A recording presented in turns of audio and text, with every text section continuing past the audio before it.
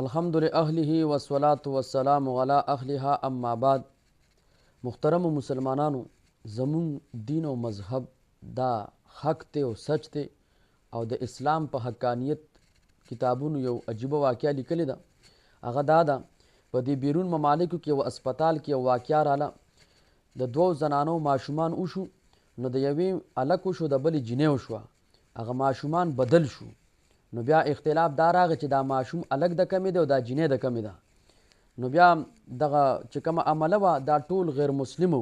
زموږ د مسلمانانو یو عالم ورسره و، د اسپتال کې بیرون ممالکو کې عالم ته سکالر وي.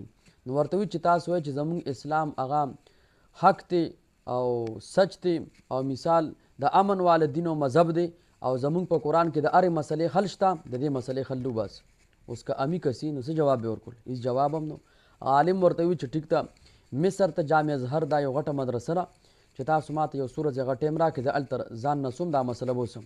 هلته راغی، مسلې راوړه، مفتیان کرام پې هغه جواب استفتاء هغه ولیکله.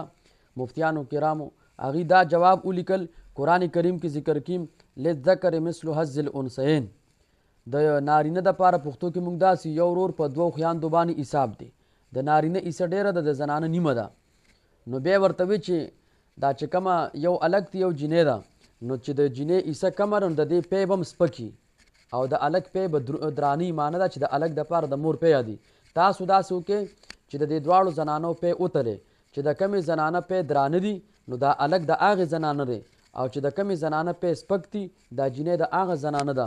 چې کله یې داسې هغه وکړو، مسلې حل هغه ښکاره شو. دا چې څومره عمله وه ټولو د اسلام حقانیت ومنل او په اسلام کې داخل شو. نو دا زموږ د اسلام د حقانیت دلیل دی.